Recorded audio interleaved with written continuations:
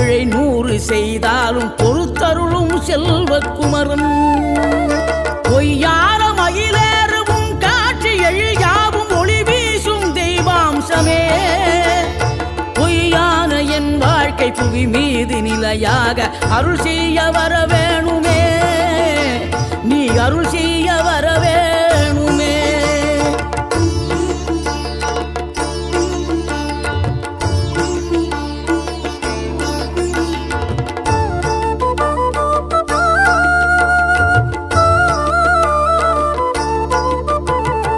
இகழ்தலையும் புகழ்தலையும் ஒரு முகமாய் கருதும்படி செவி உரைத்த முத்துக்குமரன்.